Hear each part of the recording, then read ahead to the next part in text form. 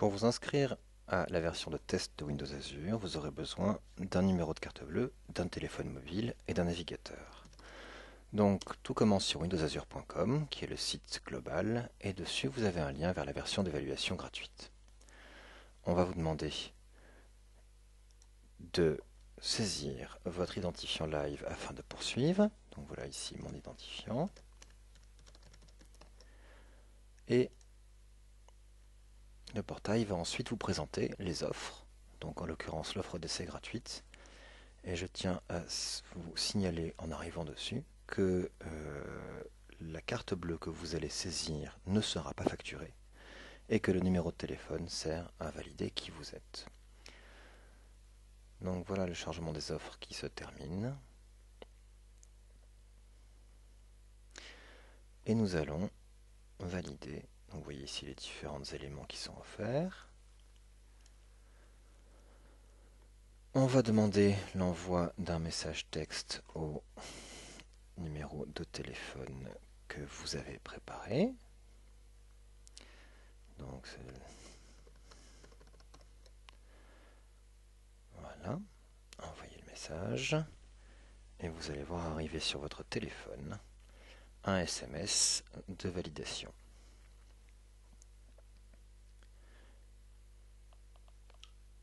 Une fois que ce SMS vous sera parvenu, vous pourrez continuer. Donc c'est un numéro à 6 chiffres que vous récupérez. Voilà celui que j'ai en l'occurrence.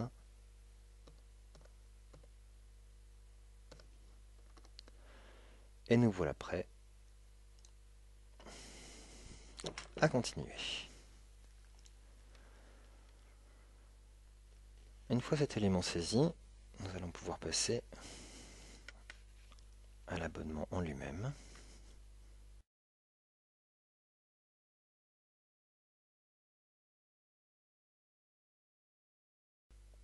Donc nous voilà sur le portail que vous venez de récupérer.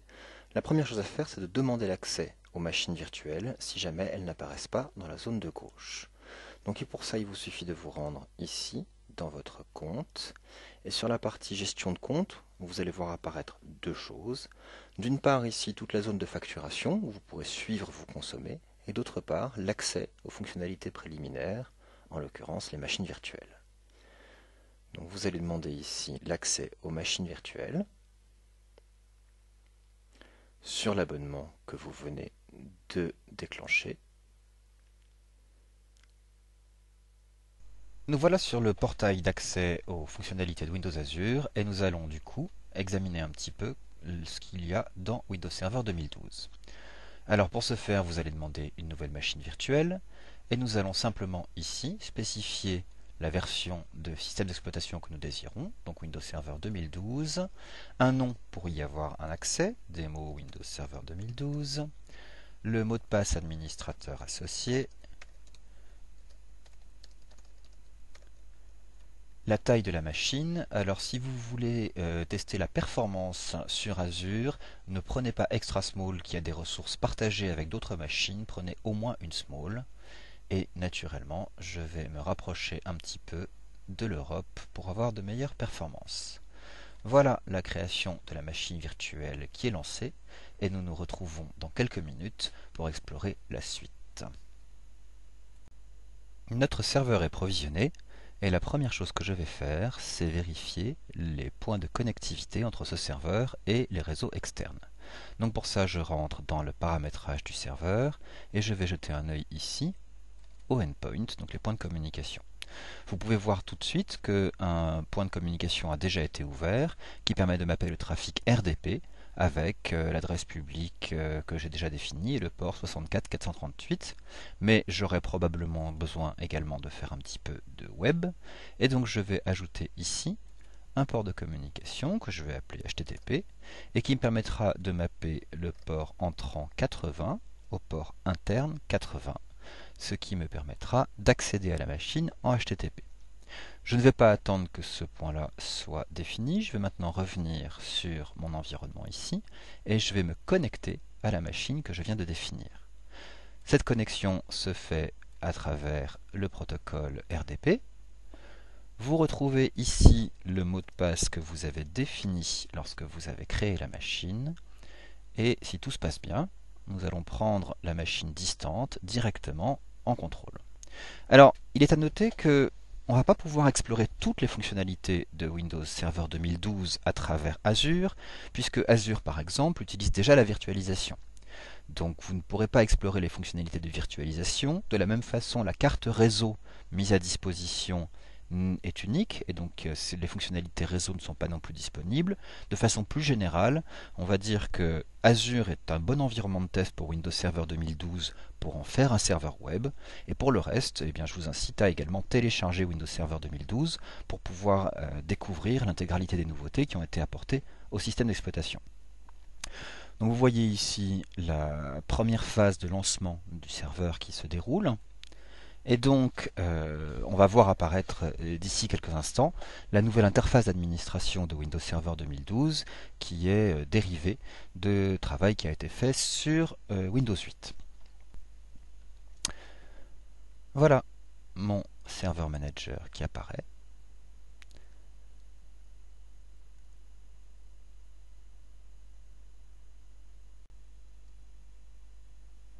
Et donc je vais pouvoir ajouter ici des rôles à travers une interface me permettant de dire exactement ce que je désire faire. Donc dans mon cas, je voudrais travailler sur la machine que je viens de créer et j'aimerais beaucoup installer dessus les fonctionnalités d'un serveur web. Donc à chaque fois, l'intégralité des dépendances se met en route.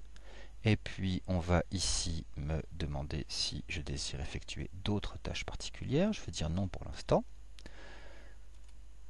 Et dernier point, on va me donner un détail du rôle que je viens d'installer et je vais dire que je n'ai pas besoin de grand chose par-dessus ça. Peut-être quand même dans la partie développement d'application. Et ici, je vais choisir d'installer par exemple ASP.NET 3.5, ajouter, et ASP.NET 4.5, ajouter. Voilà, j'ai fini de choisir les éléments qui étaient nécessaires à mon installation et je vais maintenant déclencher l'installation des composantes. Bien, la configuration d'IIS est terminée et je vais simplement, avant de vous montrer comment rentrer dans la console, faire une petite modification. Donc vous allez sur Local Server et vous allez trouver ici la réglage de sécurité pour Internet Explorer que je vais désactiver parce qu'il m'empêche de télécharger les composants dont j'ai besoin. Une fois cette opération effectuée, je vais pouvoir me rendre dans IIS et plus précisément ici sur la machine que je suis en train d'administrer et demander à accéder directement à l'interface d'administration qui est ici et vous allez trouver la console d'administration d'IIS Suite que voilà, dans laquelle nous allons retrouver la plupart des éléments que vous connaissez, plus tout de suite le choix d'utiliser Microsoft Web Platform pour ajouter les composants ou les applications dont nous avons besoin. Alors, comment est-ce que ça fonctionne? Eh bien, vous allez voir ici Web Platform Installer qui apparaît. Vous avez un bouton pour le déclencher et ce bouton va déclencher l'installation de Web Platform Installer sur votre Windows Server 2012. Voilà qui est en train de se faire. Et à l'issue de cette installation, vous aurez un catalogue complet d'outils, de runtime et d'applications que vous allez pouvoir installer directement sur la machine avec tous les prérequis nécessaires. En attendant, nous allons quand même vérifier que notre environnement fonctionne correctement. Donc si je me rends ici sur mon interface, je découvre que j'ai un site par défaut et si je tente ici de parcourir ce site par défaut, eh bien je devrais trouver à l'intérieur simplement les fichiers, voilà ici le fichier d'accueil start que vous voyez là. Alors est-ce qu'il est réellement visible? Eh bien démo ws2012.cloudapp.net, je vais donc lancer un navigateur depuis ma machine extérieure, le voilà, et nous allons tout de suite vérifier que http démo ws2012.cloudapp.net répond bien sur le port 80 Et comme vous pouvez le constater, j'ai en effet IIS qui répond sur le serveur. Alors, il va nous rester tout un ensemble de composants à ajouter. Donc je reviens maintenant dans ma machine virtuelle et vous voyez ici ce qu'il est advenu de l'installation du Platform Installer. Alors comment est-ce que ça fonctionne? Vous avez ici quelques applications qui sont mises en avant, mais vous avez également là une liste beaucoup plus complète qui est classée sous différents frameworks. Donc si vous avez besoin d'installer, vous voyez ici PHP, Python, Django, etc. etc. Tout a été directement regroupé par Microsoft pour vous garantir une installation sans souci. C'est la même chose ici pour les bases de données. Vous voyez ici par exemple MySQL et SQL Server Express.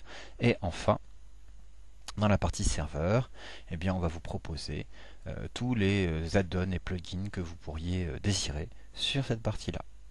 Voilà, donc je ne vais pas installer ici de composants supplémentaires. Mon but était juste de vous montrer la prise en main rapide d'un environnement Windows Server 2012 dans Azure. Et encore une fois, n'oubliez pas que tout cet ensemble est très facile à tester, mais qu'une partie des fonctionnalités de Windows Server 2012 est inaccessible dans Azure, puisque nous utilisons déjà pour notre propre compte une partie des, par exemple, ressources de virtualisation. Voilà.